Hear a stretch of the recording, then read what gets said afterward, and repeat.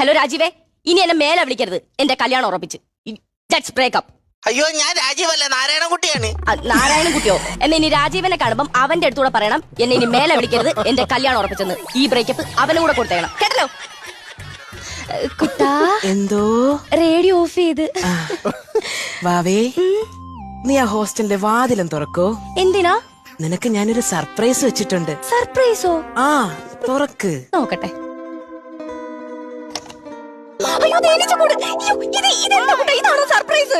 നീ അതിന്ന് കുറച്ച് തേനെടുത്ത് കഴിച്ചേ. അതില് മധുരം ഉണ്ടാവത്തില്ല. അതെന്താ? അതിനേക്കാൾ ഇരട്ടി മധുരമല്ലേ നിന്റെ വായിൽ നിന്ന് വരുന്ന ഓരോ വാക്കുകൾക്കും. കുട്ടാ, എങ്കിൽ നീ ആ വാതിലൊന്ന് പോയി തുറന്നു നോക്കിയേ. എന്തിനാ? ഞാനും ഒരു സർപ്രൈസ് വെച്ചിട്ടുണ്ട്. ശരിക്കും? വാവയുടെ ഒരു കാര്യം.